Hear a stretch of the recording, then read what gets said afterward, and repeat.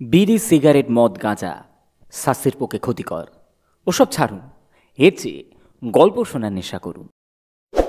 Subscribe করুন the dark hour টেলসকে আর শুনতে থাকুন আজকের গল্প।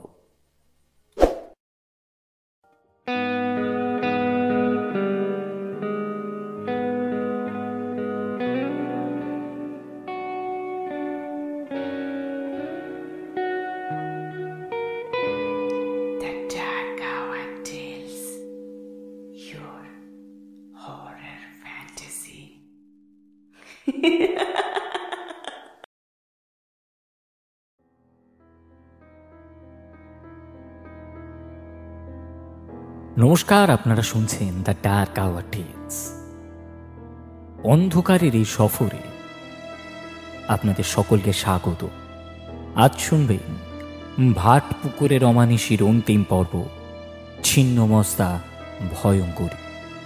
গল্পের প্রথম পর্ব অর্থাৎ পিশাচ পর্বে আপনারা শুনেছিলেন গ্রামের মোড়ল বাসুকান্ত শিকদার পড়েছেন মহাবিপদে। গ্রামে দেখা দিয়েছে এক মরক। তিনি গ্রামের শিব মন্দিরের প্রধান পুরোহিত বটুকেষ্ট ঠাকুরের কাছে গিয়ে জানতে পারেন যে এই মরক আসলে কোনো সাধারণ মরক নয়, এটি একটি স্বৈরাচারী পিশাচের কাজ, এবং সেই পিশাচকে কিভাবে নিকেশ করতে পারা যায় সেই অনুসন্ধানে তিনি আবার শরণাপন্ন হলেন গ্রামের এক ত্রিকালদর্শী সাধক মৌনী বাবার কাছে। কিন্তু এরই মধ্যে আর এক বিপদ। সেই পিশাচটি শুরু করে দেয় হত্যা লীলা। একে একে সে হত্যা করে বটুকেষ্ট ঠাকুর এবং গ্রামের অনেককে। মোড়লের স্ত্রী এবং কন্যা তাতে বাদ যান না। আশাহত মোড়ল আবার আশ্রয় নেয় মৌনী বাবার কাছে। মৌনী বাবা তাকে বলে এই পিশাচকে সম্পূর্ণরূপে নিকেশ করতে গেলে তাদেরকে শক্তি পূজা করতে হবে। মেদিনীপুর নিবাসী কৃষ্ণচন্দ্র গুণ সেই শক্তি পূজা করতে পারবে। তাই মোড়ল মশাই পাড়ি দেন কৃষ্ণচন্দ্রের বাড়ির উদ্দেশ্যে। এরপর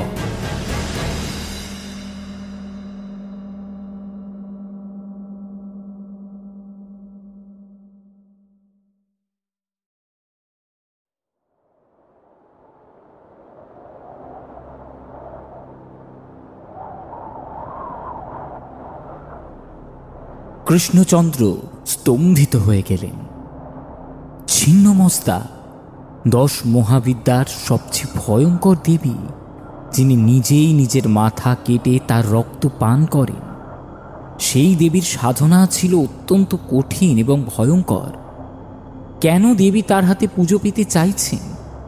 ভৈরবী মা যেন তার মনের কথা পড়তে পেরে বললেন, এই অসাধ্য সাধন তোমাকেই করতে হবে। বিষ্ণুপুরের ভাটপুকুর শ্মশান আজ এক অশুভ শক্তির কবলে আচ্ছন্ন। সেই পিশাচকে বিনষ্ট করতে হলে মা ছিন্নমস্তার শক্তিকে জাগিয়ে তুলতে হবে। তুমি প্রস্তুত হও কৃষ্ণচন্দ্র। এই মুহূর্তে তোমার কাছে সেই বার্তা নিয়ে একজন আসবে। তার আসবার সময় হয়ে এসেছে। সবই মায়ের লীলা, অবজ্ঞা করো না। এই সাধনা তোমায় প্রকৃত সিদ্ধি প্রদান করবে। আমার আশীর্বাদ সদা সর্বদা তোমার সঙ্গে বিরাজমান থাকবে। তথাস্তু।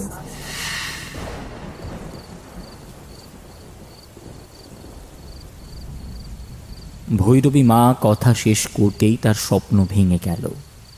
কৃষ্ণচন্দ্র হুড়মুড় করে বিছানায় উঠে বসলেন। বাইরে তখন তুমুল ঝড় বইছে। মেঘের গর্জনে বাড়ি কেঁপে উঠছে। তার শরীরের সমস্ত লোম খাড়া হয়ে উঠল। তখন মনে এক গভীর প্রশ্ন, এ কি শুধুই স্বপ্ন নাকি স্বপ্নদেশ?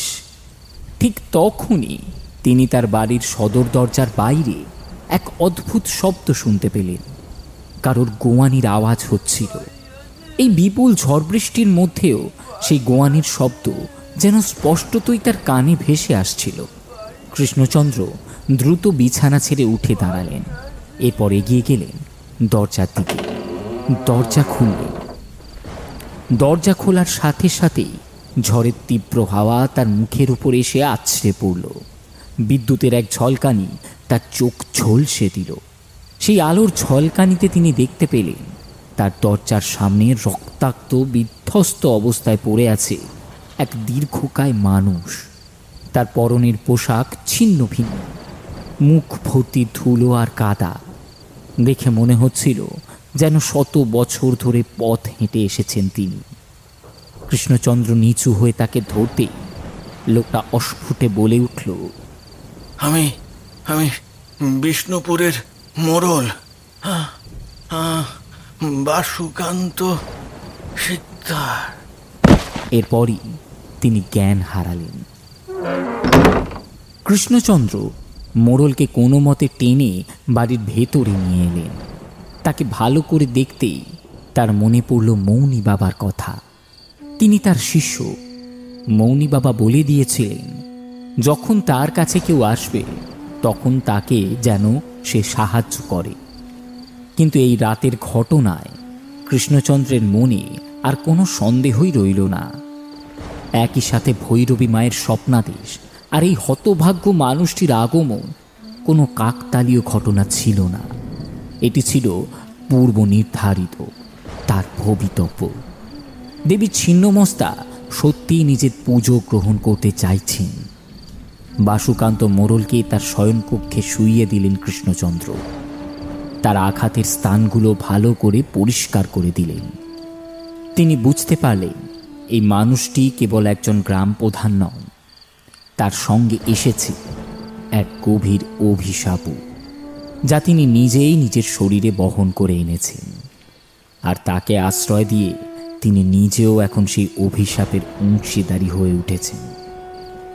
বাইরে ঝড়ের তীব্রতা ক্রমশ কমে আসছিল, কিন্তু কৃষ্ণচন্দ্রের মনের ভেতর তখন এক নতুন ঝড় শুরু হলো। এখন থেকে তার জীবন আগের মতো থাকবে না। এক নতুন ভয়ঙ্কর যুদ্ধের জন্য তাকে প্রস্তুত হতে হবে। কৃষ্ণচন্দ্র মোড়লের ক্ষতগুলো পরিষ্কার করে তাতে ভেষজ প্রলেপ লাগালেন। মোড়ল ক্লান্তিতে এতটাই ভেঙে পড়েছিলেন যে ঘুমিয়ে রইলেন। তার নিঃশ্বাস ভারী থেকে ক্রমশ ভারী হয়ে আসছিল। কৃষ্ণচন্দ্র তার পাশে একটি জ্বলন্ত প্রদীপ রেখে তার শরীর পর্যবেক্ষণ করতে লাগলেন। সেদিনের ওই দুর্যোগের রাতটা ওইভাবেই কেটে গেল।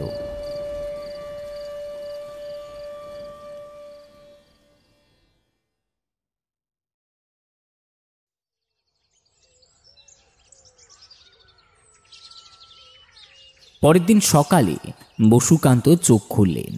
সূর্যের আলো তার চোখে পড়তেই তিনি অবাক হয়ে গেলেন। তিনি জীবিত এবং নিরাপদ। এও কি সম্ভব? কোথায় তিনি? গত কয়েকদিন ধরে এই অনুভূতি তো তার ছিল না। তিনি চোখ মেলে তাকালেন। একজন শান্ত সৌম্য চেহারার মানুষ তার পাশে বসে রয়েছেন। ইনি কি তবে সেই কৃষ্ণচন্দ্র গুঁই? মোড়ল উঠে বসার চেষ্টা করলেন ধীরে ধীরে। আপনি আমাকে আশ্রয় দিয়েছেন। তার কণ্ঠস্বরে ছিল এক গভীর কৃতজ্ঞতা। কৃষ্ণচন্দ্র মৃদু হেসে বললেন, অবশ্যই। ক্লান্ত শ্রান্ত একজন মানুষকে আশ্রয় দেওয়া যে আমার কর্তব্য। মোড়ল এবার সবকিছু খুলে বলতে শুরু করলেন। তার গ্রামের ভয়ঙ্কর মরকের কথা, পিশাচের বিভৎসতার কথা, পুরোহিত বটুকেষ্ট ঠাকুরের হত্যার কথা এবং তার স্ত্রী ও কন্যার করুণ পরিস্থিতির কথা। কথাগুলো বলতে বলতে তার চোখ আবার জলে ভরে এলো। তার কণ্ঠে ছিল এক গভীর যন্ত্রণা। আমি সব হারিয়েছি, সব। মোড়ল ফিসফিস করে বললেন, আমার আর কিছুই নেই। এরপর তিনি মৌনী বাবার কথা বললেন। কিভাবে ভাটপুকুর শ্মশানের সেই সিদ্ধতান্ত্রিক তাকে পথ দেখিয়েছেন, কিভাবে তাকে বলেছেন যে একমাত্র কৃষ্ণচন্দ্রই এই সমস্যার সমাধান করতে পারবেন। মোড়লের কথাগুলো শুনতে শুনতে কৃষ্ণচন্দ্রের চোখে এক অদ্ভুত চমক দেখা দিল। মোড়ল যখন মৌনী বাবার নাম উচ্চারণ করলেন তখন কৃষ্ণচন্দ্র চমকে উঠে বললেন, মৌনী বাবা? আপনি তাকে চেনেন? মোড়ল অবাক হয়ে বললেন, হ্যাঁ হ্যাঁ, তিনি আমাকেই আপনার কাছে পাঠিয়েছেন। আপনি আপনি কি তাকে চেনেন? কৃষ্ণচন্দ্র এক গভীর নিঃশ্বাস নিলেন, এরপর বললেন, কেবল চিনি বললে ভুল হবে মোড়ল মশাই। আমি তার শিষ্য। তিনি আমাকে বহু বছর ধরে তন্ত্র শিক্ষা দিয়েছেন। মোড়ল এই কথাটি শুনে এক প্রকার হতবাক হয়ে গেল। ভাগ্য যেন তাকে সঠিক পথেই নিয়ে এসেছিল।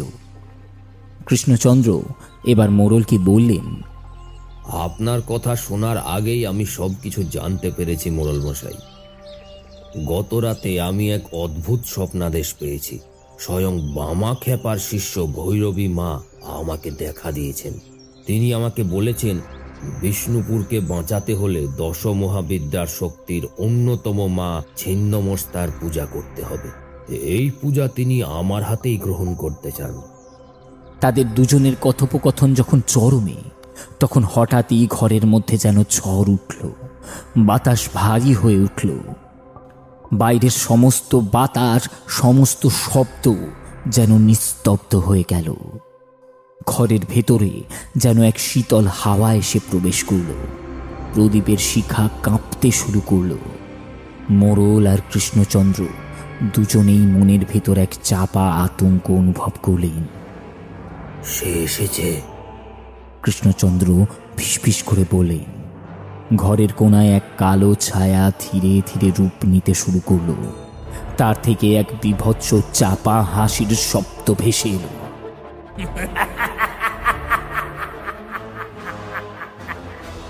পিশাচটি এবারও যেন আরো শক্তিশালী হয়ে উঠল, আরো হিংস্র হয়ে উঠল। তার চোখ দুটি যেন আগুনের ফুলকির মতো জ্বলছে।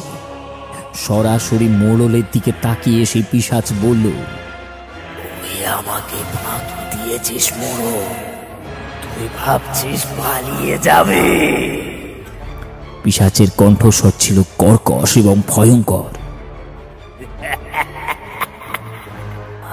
আজ তোর শেষ দিন। পিশাচটি দ্রুত মোড়লের দিকে ঝাঁপিয়ে পড়তে উদ্যত হলো, কিন্তু ঠিক সেই মুহূর্তে ঘরের ভেতরে এক প্রচণ্ড আলোর ঝলক দেখা গেল। সেই আলোর মাঝখানে দাঁড়িয়ে ছিলেন এক নারী মূর্তি। তার পরনে ছিল লাল বস্ত্র, জটা ভরা চুল, তার মুখে ছিল এক ঐশ্বরিক তেজ। তার চোখ দুটি জ্বলছিল, তাতে কোনো রাগ ছিল না, ছিল এক মহাজাগতিক শক্তি। ইনি ছিলেন স্বয়ং ভৈরবী মা। পিশাচটি তাকে দেখা মাত্র থমকে গেল। তার শরীর যেন এক অদৃশ্য বাঁধনে আটকে গেছে। ভৈরবী মা কোনো কথা বললেন না। তিনি কেবল তার ডান হাতটা তুললেন। তার হাতের ইশারায় পিশাচটি যেন এক তীব্র যন্ত্রণায় চিৎকার করে উঠল। তার বীভৎস রূপটি ধীরে ধীরে বিলীন হয়ে যেতে থাকল। এক মুহূর্তে তা বাতাসে মিলিয়ে গেল। কৃষ্ণচন্দ্র এবং মোড়ল দুজনেই বিস্ফারিত চোখে তাকিয়েছিলেন সেদিকে। এই বিরল দৃশ্যের সাক্ষী থাকতে পেরে তারা দুজনেই বিস্মিত হচ্ছিলেন।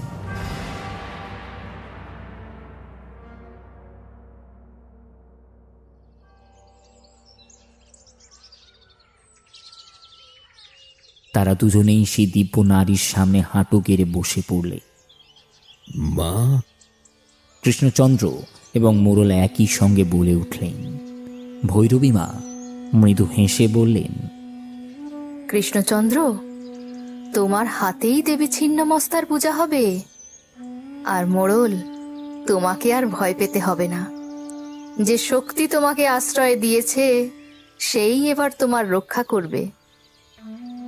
ভৈরবী মায়ের পর ধীরে ধীরে অদৃশ্য হয়ে গেলেন। তার উপস্থিতি মিলিয়ে গেলেও ঘরের বাতাস এক অদ্ভুত সুগন্ধে ভরে রইল। কৃষ্ণচন্দ্র এবং মোড়ল বসুকান্ত দুজনেই কিছুক্ষণ স্তব্ধ হয়ে রইলেন। তাদের চোখে মুখে ছিল এক অপার বিস্ময়। তারা বুঝতে পারলেন তাদের এই লড়াইয়ে তারা একা নয়, স্বয়ং বামা খ্যাপার শিষ্যা ভৈরবী মা তাদের সঙ্গে আছেন। কৃষ্ণচন্দ্র মোড়লের দিকে তাকিয়ে বললেন, মা নিজেই এসে আমাদের পথ দেখিয়েছেন, এখন আমাদের কাজ শুরু হবে। ভৈরবী মায়ের অলৌকিক আবির্ভাবের পর কৃষ্ণচন্দ্র গুঁইয়ের বাসভবনের পরিবেশ যেন এক ভিন্ন মাত্রা পেল। ঘরের ভেতর তখনও সুগন্ধ মম করছিল। কৃষ্ণচন্দ্র আর বসুকান্ত মোড়ল এক অপার্থিব শান্তির অনুভূতি নিয়ে মাটিতে বসে পড়লেন। তাদের সমস্ত ক্লান্তি, ভয় আর হতাশা যেন নিমিষে দূর হয়ে গেছে। কৃষ্ণচন্দ্র মোড়লের দিকে তাকিয়ে বললেন, এই মেদিনীপুরের বাসভিটেতেই মায়ের পুজো সম্পন্ন হবে। মোড়ল মাথা নাড়লেন। তার মনে তখন এক নতুন সাহস আর আশার আলো সঞ্চারিত হয়েছিল।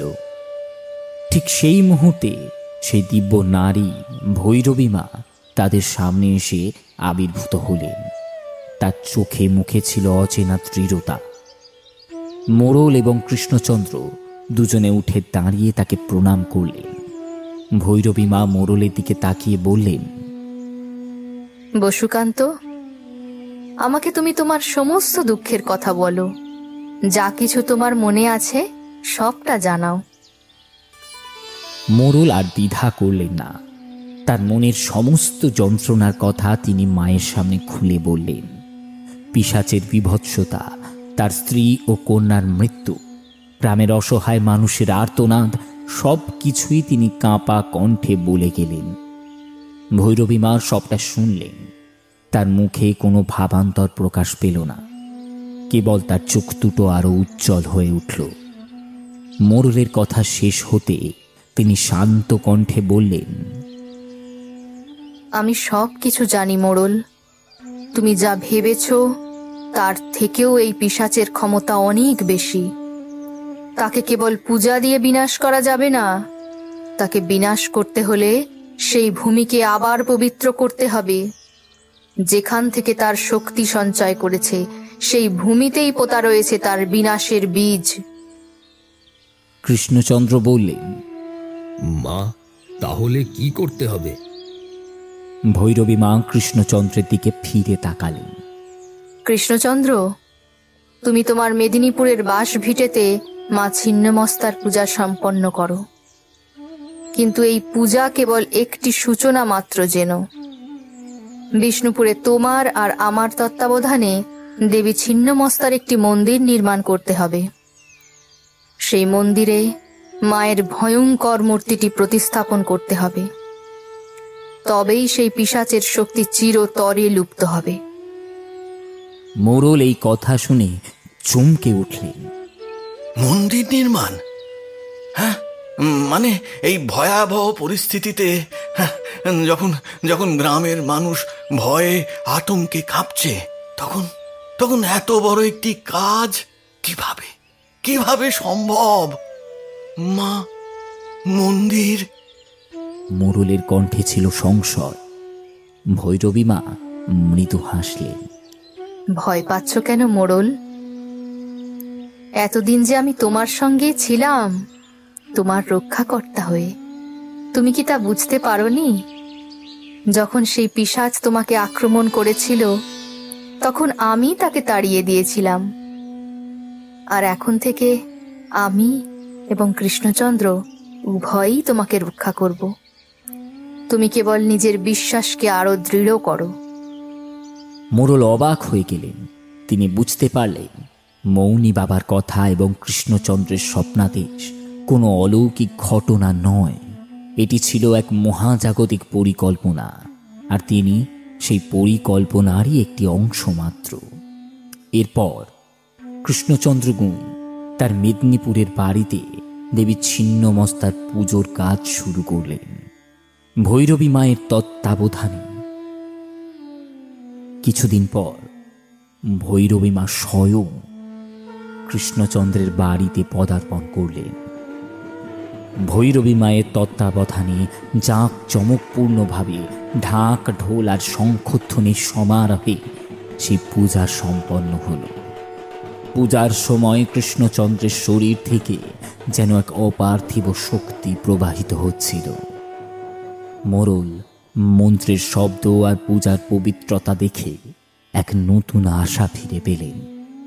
পুজো শেষ হবার পর ভৈরবী মাতাকে উদ্দেশ্য করে বললেন, এবার আমাদের বিষ্ণুপুরে ফিরতে হবে।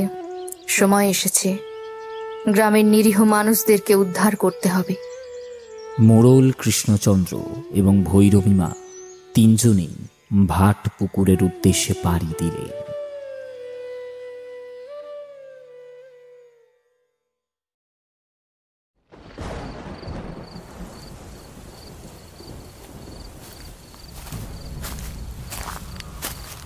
পথের মাঝে আবারও সেই পিশাচের আবির্ভাব ঘটল। সে এবার আরো বেশি হিংস্র হয়ে উঠল। রাতের পরিবেশে ওই তীব্র বাতাসে গাছের ডালগুলো ভেঙে পড়ছিল তাদের উপর। পিশাচটির ছায়ার রূপ নিয়ে তিনজনকে ঘিরে ধরল। তার বীভৎস হাসি আবার শোনা গেল। তোমরা আমার হাত থেকে বাঁচতে পারবে না। ভৈরবী মা স্থিরভাবে দাঁড়িয়ে রইলেন। তার চোখে কোনো ভয় ছিল না। তিনি কেবল তার ডান হাতটি তুললেন। এক অদৃশ্য শক্তি যেন পিশাচটিকে ঘিরে ধরল। পিশাচটি তীব্র যন্ত্রণায় চিৎকার করতে লাগল। ভৈরবী মা বললেন, আমি আছি, তুই এদের কোনো ক্ষতি করতে পারবি না। তুই যতবার আমার পথে বাধা হওয়ার চেষ্টা করবি, আমি ততবার তোকে এই পথ থেকে সরিয়ে ফেলবো। আমার সাথে আছে বামা খ্যাপার শক্তি, তিনি ছিলেন পরম সিদ্ধ। আর আছেন দেবী কালিকার শক্তি। তার বিনাশী শক্তির কাছে সমস্ত শক্তি তুচ্ছ, মনে রাখিস। পিশাচটি যন্ত্রণায় ছটফট করতে করতে বাতাসের সঙ্গে মিলিয়ে গেল। ভৈরবী মা মোড়লের দিকে তাকিয়ে বললেন, এখনো পর্যন্ত এই পিশাচ তোমাদের কোনো ক্ষতি করতে পারেনি, কারণ আমার শক্তি তাকে তাড়িয়ে দিয়েছে। কিন্তু মন্দিরটি নির্মাণ হলে তবেই তার শক্তি চিরতরে বিনাশ হবে। তার আগে সে আবারও আক্রমণ হানতে পারে। অবশেষে তারা তাদের গ্রামে এসে পৌঁছালেন। ভয়ে সিটিয়ে থাকা গ্রামবাসীরা তাদের দিকেই তাকিয়েছিল। মোড়লের ফিরে আসায় তাদের মুখে কিছুটা স্বস্তি দেখা দিল। মোড়ল তাদের দিকে তাকিয়ে বললেন, ভয় পেও না, ভয় পেও না একদম। আমরা এসেছি, মায়ের মন্দির নির্মাণ হবে। এই অভিশাপ থেকে আমরা মুক্তি পাব। পুরোহিত মশাইয়ের কথা রাখতেই আমি গ্রাম ত্যাগ করে চলে গিয়েছিলাম। আমি জানি এই কটা দিন তোমাদেরকে অনেক কষ্ট সহ্য করতে হয়েছে, কিন্তু এ কথাও সত্যি যে কষ্ট না সহ্য করতে পারলে কেষ্ট মেলে না। এই সবটাই ছিল পূর্ব নির্ধারিত। আমিও একদিনে দিশা খুঁজে পাইনি। বহু সময় ধরে আমাকে এই পথের সন্ধান খুঁজে বার করতে হয়েছে। তবে আজ আর ভয় নেই। এখন আমরা সকলেই নিরাপদ।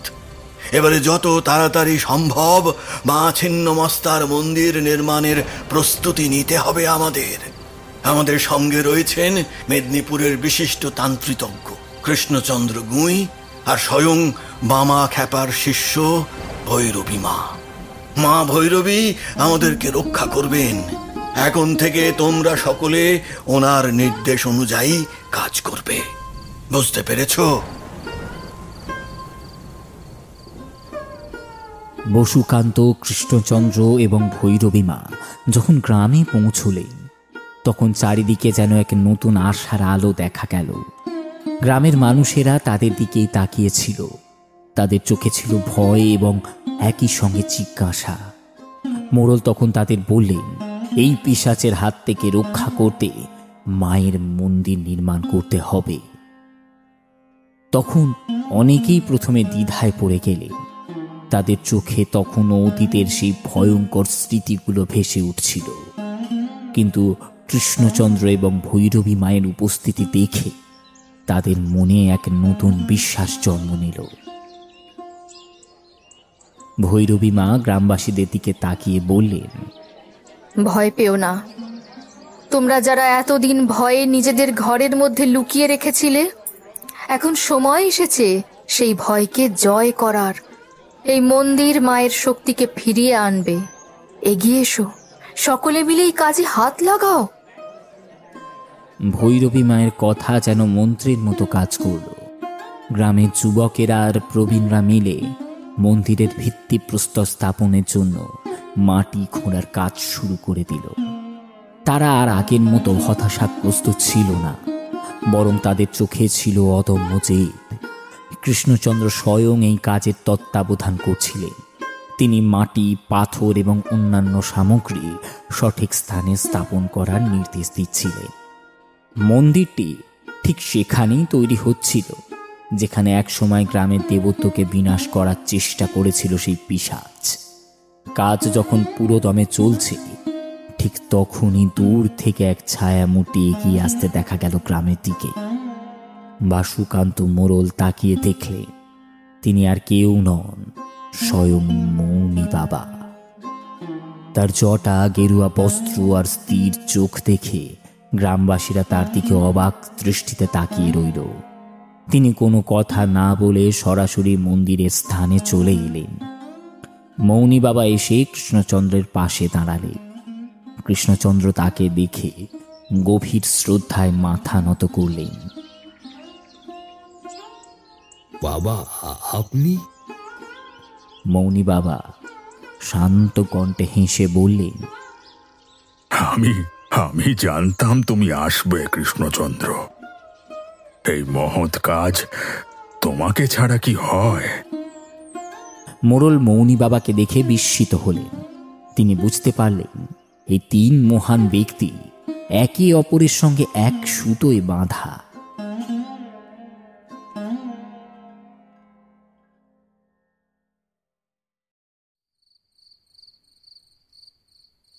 সেদিন রাতে কাজ শেষ হলে তারা তিনজন এক জায়গায় বসলেন।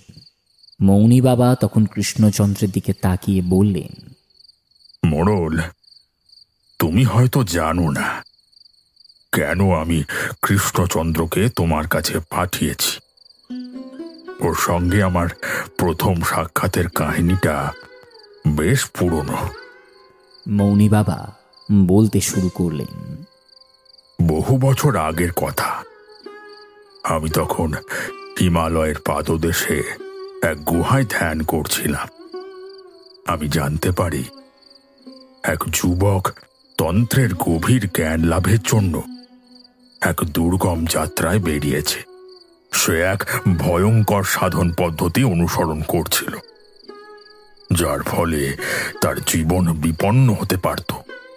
আমি তার পেছনে যাই এবং দেখি সে এক মহাশক্তির আহ্বানে বিভোর হয়ে আছে।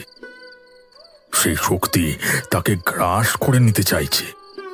কৃষ্ণচন্দ্র মাথা নিচু করে সব শুনছিলেন। মৌনী বাবা বলে চললেন, সেই যুবক আর কেউ ছিল না, সে ছিল এই কৃষ্ণচন্দ্র। তার জ্ঞান ছিল বিশাল, কিন্তু অভিজ্ঞতা ছিল কম। আমি যখন তার সামনে যাই, তখন সে প্রায় তার নিজের উপর থেকে নিয়ন্ত্রণ হারিয়ে ফেলেছিল। সেই মহাশক্তি তাকে তার নিজের পথে টেনে নিয়ে যেতে চাইছিল।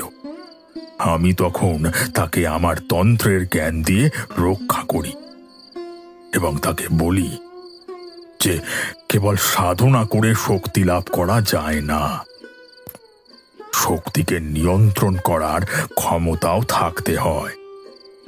সেদিন থেকে সে আমার শিষ্য হয়।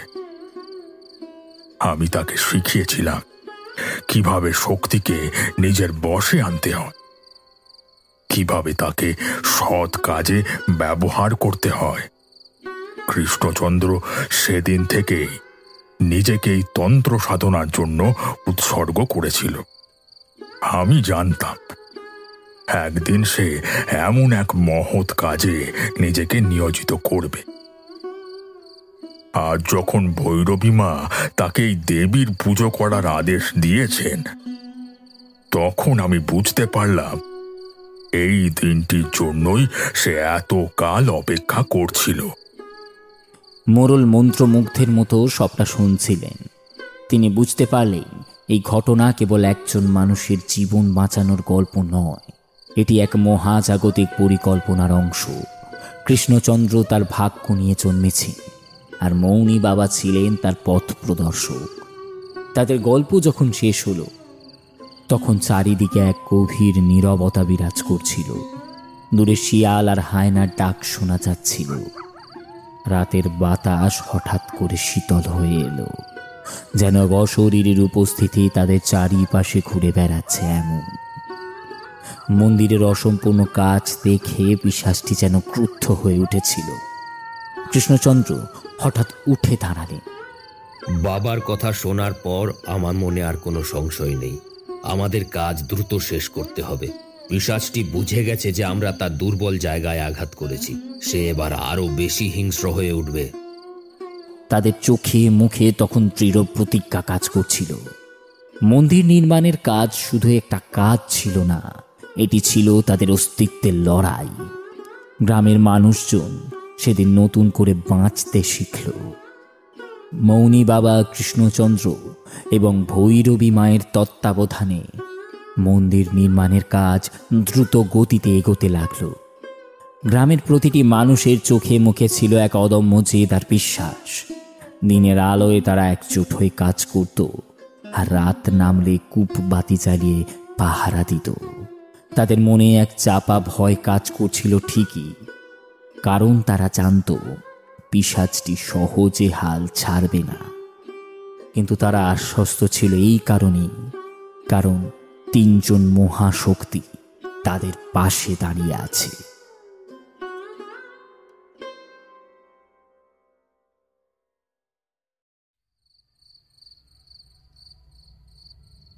তাদের সন্দেহই ঠিক হলো।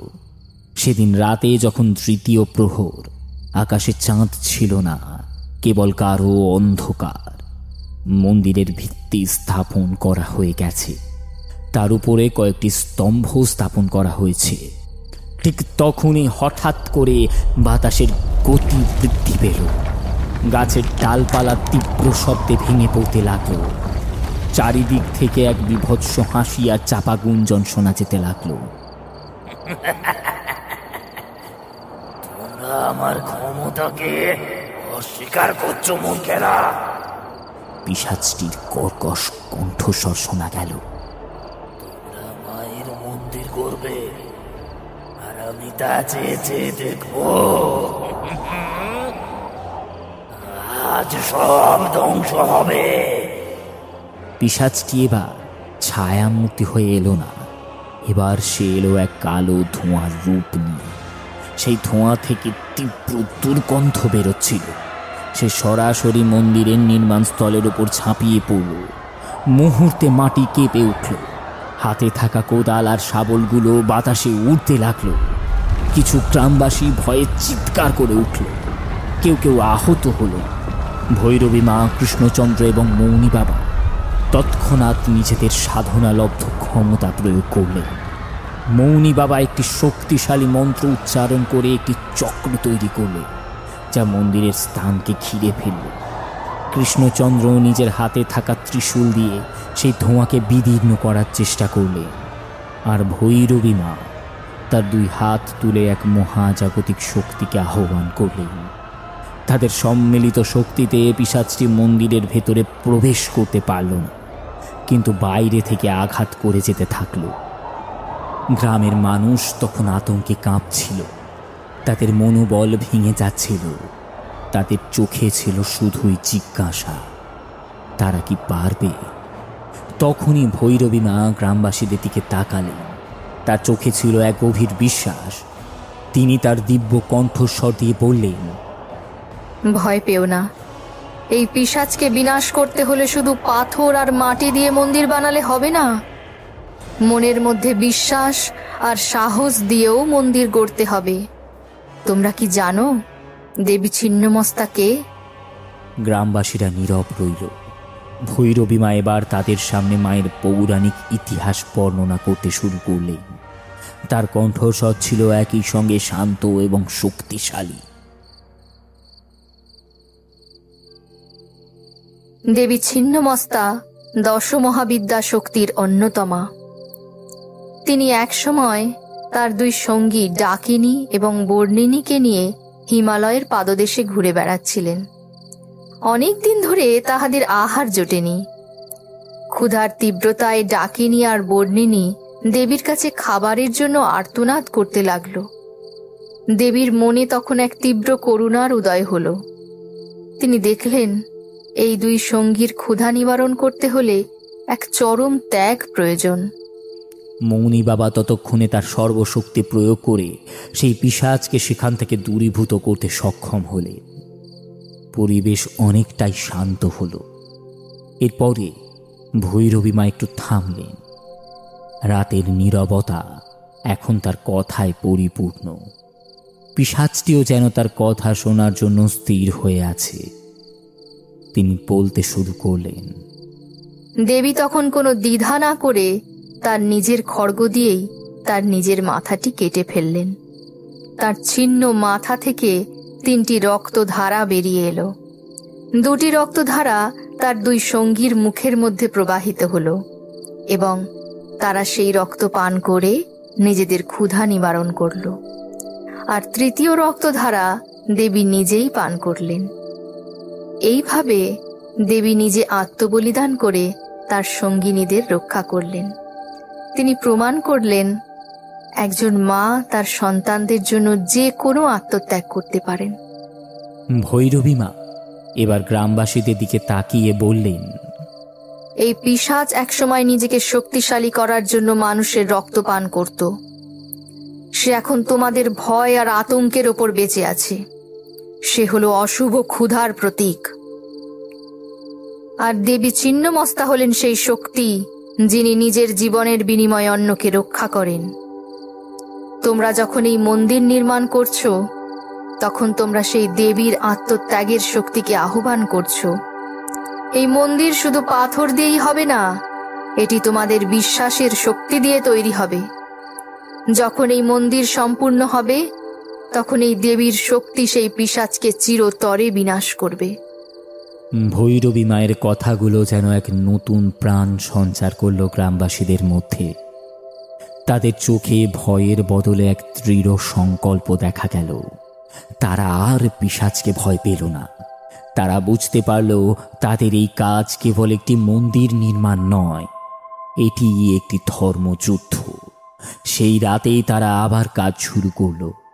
পিশাচটি বাইরে থেকে আরো তীব্র আক্রমণ করতে লাগলো, কিন্তু তারা আর থেমে রইল না।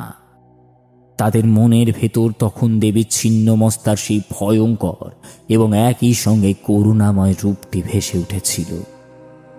অবিরাম পরিশ্রমে, গভীর বিশ্বাস আর অটুট সংকল্প নিয়ে গ্রামের মানুষেরা মন্দির নির্মাণ সম্পূর্ণ করল। প্রতিটি ইট আর পাথরে তাদের প্রার্থনার আশা মিশেছিল। মন্দিরের চূড়ায় যখন শেষ কলসটি স্থাপন করা হলো তখন গ্রামের আকাশে এক নতুন সূর্যের উদয় হলো।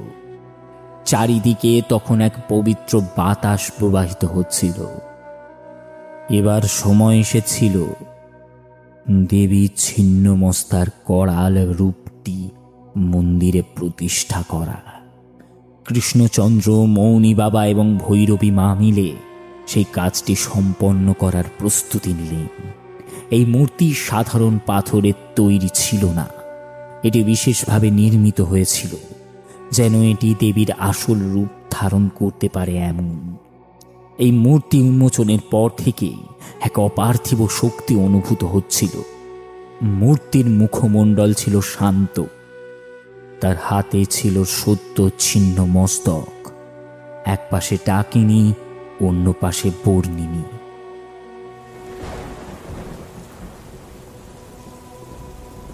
ভৈরবী মা জানালেন, এই মূর্তি স্থাপনকালে পিশাচ তার শেষ এবং সবচেয়ে শক্তিশালী আক্রমণটি করবে।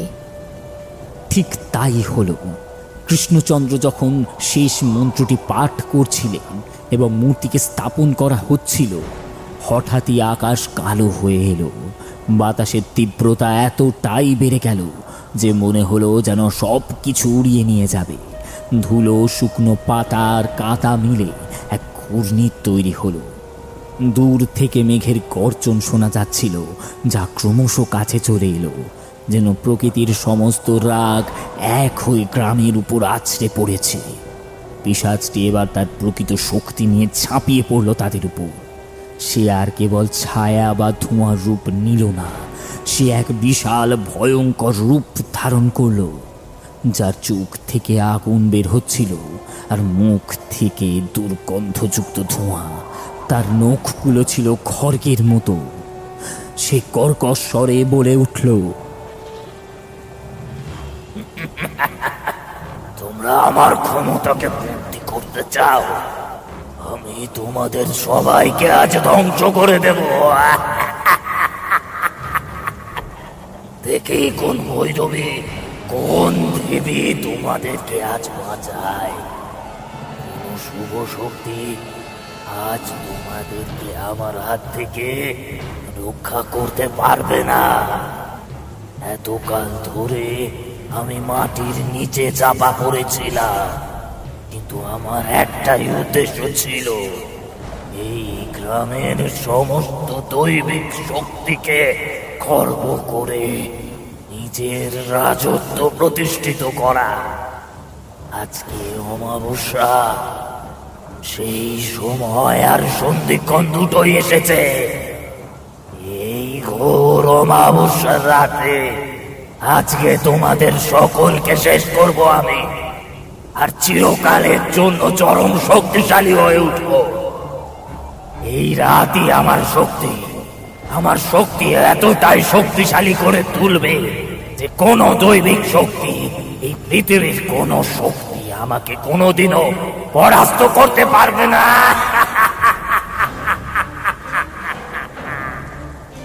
সব কিছু জ্বালিয়ে ছারখার করে দেব আমি, জ্বালিয়ে পুড়িয়ে শেষ করে দেব। পিশাচের তীব্র গগনভেদী চিৎকার বজ্রপাতের চেয়েও বেশি ভয়ঙ্কর ছিল। সে সরাসরি মন্দিরের দিকে এগিয়ে আসছিল। গ্রামের মানুষরা ভয়ে চিৎকার করে উঠল। তাদের কেউ দৌড়ে পালাতে যাচ্ছিল। মোড়ল বসুকান্ত তাদের দিকে তাকিয়ে বলল, ভয় পেও না, আমরা এত দূর এসেছি, আমরাই জিতবো। মৌনী বাবা এবং কৃষ্ণচন্দ্র দুজনেই তাদের তন্ত্রশক্তি প্রয়োগ করে মন্দিরের চারিদিকে এক সুরক্ষা বলয় তৈরি করলে। কিন্তু এবারে পিশাচটি সমস্ত শক্তি নিয়ে আক্রমণ করল। তার শক্তি এতটাই বেশি ছিল যে সুরক্ষা বলয় কেঁপে উঠতে লাগল। পিশাচটি তার সমস্ত শক্তি দিয়ে আঘাত হানছিল। মন্দিরের দেওয়াল ফেটে যাচ্ছিল, স্তম্ভগুলো কেঁপে উঠছিল। মনে হচ্ছিল যে কোনো মুহূর্তে সব ভেঙে পড়বে। পিশাচটি মন্দিরের একদম কাছে চলে এলো। সে কৃষ্ণচন্দ্রের দিকে তাকিয়ে এক বিভৎস হাসি হাসল। আর কতক্ষণ তোমরা আর পারবে না। তখনই ভৈরবী মা সামনে এগিয়ে এলেন। তার চোখে ছিল এক গভীর আলো। তিনি সমস্ত গ্রামবাসীকে বললেন, তোমাদের সমস্ত ভয়, সমস্ত যন্ত্রণা মায়ের সামনে উৎসর্গ করো, বিশ্বাস করো। গ্রামবাসীরা তখন ভৈরবী মায়ের কথা মতো চিৎকার করে উঠল, মা গো, আমাদের সকলকে রক্ষা করুন মা ছিন্নমস্তা, রক্ষা করুন মা, ত্রাহিমা ত্রাহিমা। ভৈরবী মা তার দুই হাত উপরে তুললেন। তার কণ্ঠস্বর থেকে বেরিয়ে এলো এক আদিম ভয়ঙ্কর মন্ত্র। ওম ক্লিম ক্লিম হম ফট ছিন্নমস্তায় নমঃ নমঃ। সেই মন্ত্রের শব্দে আকাশ কেঁপে উঠল। সেই মন্ত্রের শক্তি সরাসরি মূর্তির দিকে প্রবাহিত হল। কৃষ্ণচন্দ্র এবং মৌনী বাবাও তাদের সমস্ত শক্তি সেই মন্ত্রে ঢেলে দিল। আর ঠিক তখনই যা ঘটল তা কেউ কোনোদিনও কল্পনাও করেনি। দেবী ছিন্নমস্তার মূর্তির চোখ থেকে এক তীব্র জ্যোতি বের হলো। সেই জ্যোতি এতটাই শক্তিশালী ছিল যে পিশাচের চোখ ঝলসে গেল। তার পুরো শরীর কেঁপে উঠল। মূর্তির শরীরে যেন প্রাণের সঞ্চার হল। এক প্রচণ্ড আলোয় গোটা গ্রাম ভরে গেল। বাতাসে তার ভয়াল রূপ হারিয়ে এক পবিত্র রূপ ধারণ করল। মেঘের গর্জন থেমে গেল। সেই মুহূর্তে স্বয়ং দেবী ছিন্নমস্তা জাগ্রত হলেন। মূর্তির মুখ থেকে রক্তধারা প্রবাহিত হতে শুরু করল। দেবী যেন তার নিজের শক্তিকে জাগিয়ে তুলেছেন এমন। পিশাচটি তখন ভয়ে আর্তনাদ করতে লাগলো। সে বুঝতে পারল তার সামনে দাঁড়িয়ে আছে সেই শক্তি যাকে সে কোনো দিনও পরাজিত করতে পারবে না। সে এবার আক্রমণ করতে পারল না, বরং ভয়ে পিছিয়ে যেতে লাগলো। মন্দিরে জোরে জোরে ঘণ্টা ধ্বনিত হতে লাগলো। সেই সঙ্গে মা ছিন্নমস্তার নাম করতে লাগলেন সকলে। জয় মা আহ্বান করতে লাগলেন সকলে। সেই আহ্বানের মধ্যে ছিল একটি তীব্র শক্তি। মা ছিন্নমস্তার প্রতিটি পদক্ষেপে যেন কম্পিত হচ্ছিল সেই মন্দিরের ক্ষেত্রটি। ধুমধুমার ক্রোধ ছড়িয়ে পড়েছিল গোটা মন্দির প্রাঙ্গণে। মা ছিন্নমস্তা রক্ত বিদেহী দেহে তীব্র নৃত্য করতে শুরু করলেন। সেই নৃত্য ছিল ধ্বংসলীলার পূর্বে আরব্ধ হয়ে থাকা শক্তি নৃত্য, যা সেই অসুরী রূপে পিশাচকে দমন করতে উদ্যত হচ্ছিল। মন্দিরের সামনে জাগ্রত দেবীর ভয়ঙ্কর রূপ দেখে গ্রামবাসী এবং 3 তান্ত্রিকও স্তম্ভিত হয়ে গেলেন। তাদের সমস্ত প্রার্থনা, সমস্ত কষ্ট যেন এই মুহূর্তের জন্যই ছিল। সকলেই আন্দাজ করতে পারছিলেন শেষ লড়াই এবার শুরু হবে।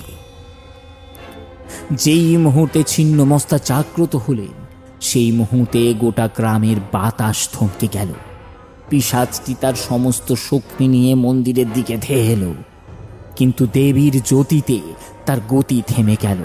সে যেন এক অদৃশ্য শক্তির বাঁধনে আটকা পড়েছিল। তার মুখ থেকে আর কোনো গর্জন বের হলো না, কেবল এক তীব্র যন্ত্রণার আর্তনাদ বেরিয়ে আসছিল। দেবী ছিন্নমস্তা তার এক হাত তুলে তার ছিন্ন মস্তক থেকে প্রবাহিত রক্তধারাটিকে সেই পিশাচের দিকে প্রবাহিত করলেন। সেই রক্তধারা কোনো সাধারণ রক্ত ছিল না, সেটি ছিল এক মহাজাগতিক শক্তি এবং করুণার এক প্রবাহ। পিশাচটি সেই রক্তধারার সংস্পর্শে আসতেই তীব্র যন্ত্রণায় চিৎকার করে উঠল। তার শরীর থেকে কালো ধোঁয়া বের হতে লাগলো। সে যেন বুঝতে পারছিল তার অস্তিত্বর শেষ মুহূর্ত ঘনিয়ে এসেছে। দেবী এবার তার দ্বিতীয় হাতটি তুলে তার ত্রিশূলটি পিশাচের দিকে নিক্ষেপ করলেন। ত্রিশূলটি পিশাচের বুকের মধ্যে প্রবেশ করল। পিশাচটি শেষবারের মতো এক বিভৎস চিৎকার করে উঠল। তারপর তার সমস্ত শরীর একটি কালো ধোঁয়ার কুণ্ডলিতে পরিণত হল এবং এক মুহূর্তের মধ্যে সেই ধোঁয়া বাতাসে মিলিয়ে গেল। সে সম্পূর্ণভাবে বিলীন হয়ে গেল।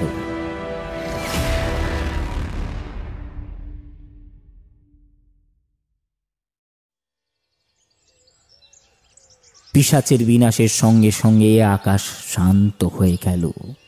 মেঘের গর্জন থেমে গেল। বাতাস তার ধ্বংসাত্মক রূপ হারিয়ে এক স্নিগ্ধ পবিত্র আবহাওয়ায় পরিণত হল। গ্রামের মানুষজন সবাই নিস্তব্ধ হয়ে দাঁড়িয়েছিল। তাদের চোখে ছিল ভক্তি, বিশ্বাস আর অপার আনন্দ। তাদের দীর্ঘদিনের অভিশাপ শেষ হয়েছিল। বসুকান্ত মোড়ল হাঁটু গেড়ে মাটিতে বসে পড়লেন। তার চোখ দিয়ে আনন্দাশ্রু ঝরছিল।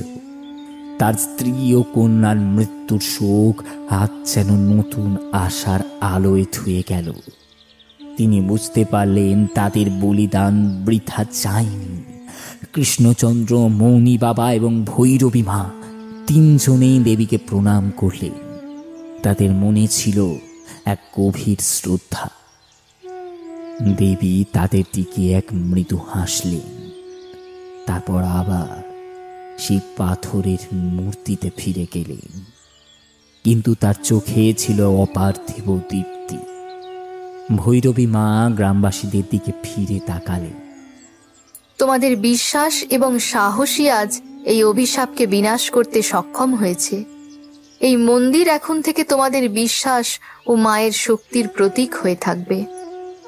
এরপর কৃষ্ণচন্দ্র দেবী মূর্তির সামনে পূজা শুরু করলেন।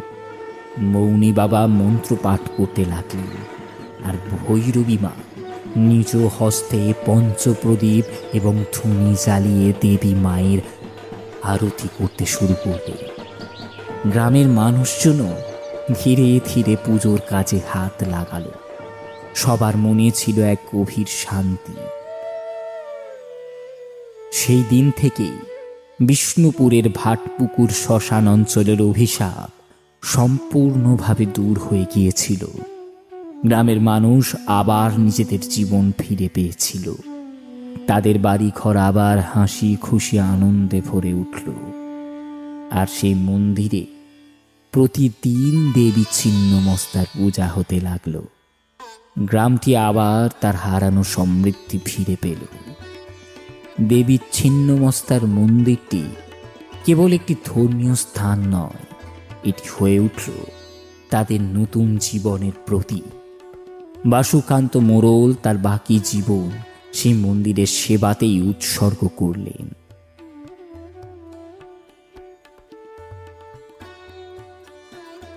শেষ হলো আমাদের রোমাঞ্চকর তন্ত্রভিত্তিক অভিযান ভাটপুকুরের অমানিসী। গল্পটি কেমন লাগলো জানাবেন আমাদের কমেন্ট সেকশনে, এবং অবশ্যই এই রকম গল্প শুনতে সাবস্ক্রাইব করতে ভুলবেন না। আজকের গল্প পাঠে আমি অর্পণ। বিভিন্ন চরিত্রে তাপস, রাজ, অভিষেক, প্রিয়া, তানিশা এবং মৌমিতা। গল্পের আবহ, শব্দ সংযোজন এবং স্পেশাল এফেক্টে সূর্য। Poster design TDHD studios.